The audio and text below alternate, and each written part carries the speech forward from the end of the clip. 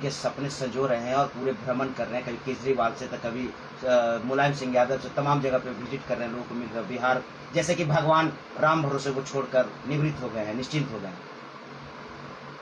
क्या कहना चाहते हैं आप कि मतलब बिहार मतलब बेलगाम हो गया है, कोई शासनकार नहीं चला पा रहा है?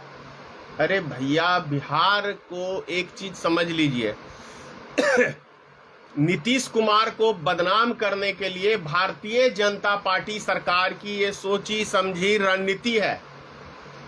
अगर बिहार में क्राइम नहीं बढ़ेगा तो फिर भाजपा की तरफ लोग आकर्षित कैसे होंगे?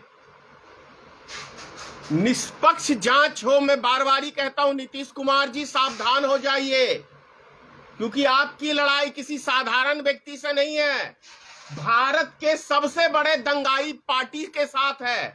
और वो दंगा कराने में, फसाद कराने में, हिंदू मुसलमान कराने में, तो ये छोटे मोटे क्राइम कराने में कौन सी बड़ी बात है भाई? भारतीय जनता पार्टी के लिए सरकार को बदनाम करने के लिए बहुत आसान सा खेल है। नहीं तो सोचिए, 45 मिनट तक तांडव मचाएगा, कोई फायरिंग करेगा हाईवे के ऊपर, सोचने की बात है।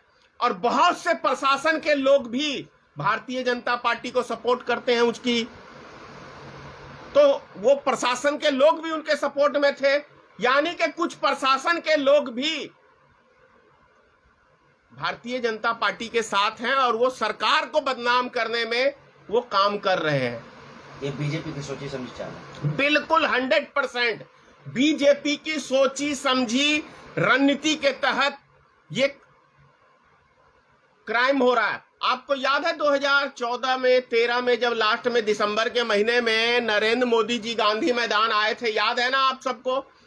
14 बम फूटे थे बिहार में आके, और क्या कहा था भाजपा के नेताओं ने कि भैया पटाखे मत फोड़ो, उनको पटाखे लग रहे थे बम। और वहीं पे नरेंद्र मोदी जी का वो भाषण याद कर लीजिए आप लोग कि मैं मरने से नहीं डरता, जितने भी बम फोड़ने हैं फोड़ो। तो मोदी जी को पता था कि यहाँ बम लगा हुआ है और उनके नेताओं को पता था कि पटाखे फूट रहे हैं। मतलब समझने की जरूरत है। एक ही मंच से दो दो तरह के बयान।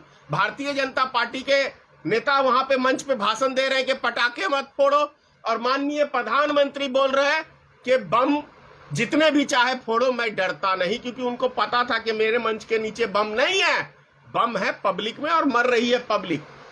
ये भी तो गलत है कि नीतीश कुमार जो है कभी पलटू राम से जाने जाते हैं, कभी ईश्वर मिलते हैं, कभी ईश्वर मिलते हैं, जनता की उन पे कैसे विश्वास करे? तो ये तो बीजेपी को सोचना चाहिए ना। जब एक बारी बीजेपी से नीतीश जी हट गए तो फिर बीजेपी ने क्यों उनको सटाया? नहीं सटाना चाहिए था। अरे भैया, सत्ता का लोभ बीजेपी को सबसे ज्यादा है, इसीलिए आपने देखा कि चुनी हुई सरकारों को गिराने में माहिर है बीजेपी। कई राज्यों में, एक दो नहीं, 5-7 राज्यों के अंदर उदाहरण बन चुका है।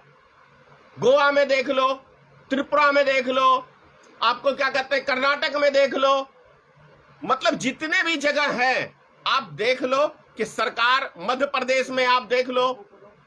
तो ये सब चीजें जो है बीजेपी सरकार गिराने के लिए कुछ भी कर सकती है, और सत्ता पाने के लिए बीजेपी कोई भी हद तक, अगर उसमें हिंदुस्तान की आधी आबादी को भी खत्म करना पड़े तो बीजेपी पीछे नहीं हटेगी दंगा कराने में।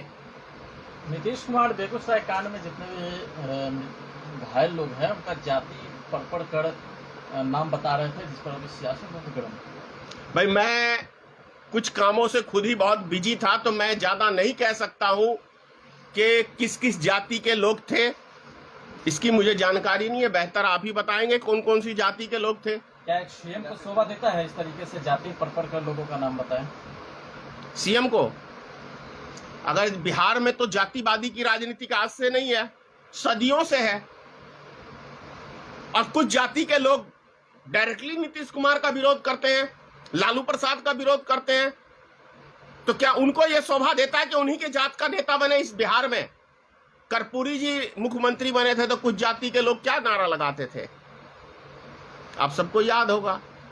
तो जातिवादी कोई हर व्यक्ति नहीं करता, कुछ जो ठेकेदार हैं जातिवाद के, वो ज्यादा जातिवाद करते हैं।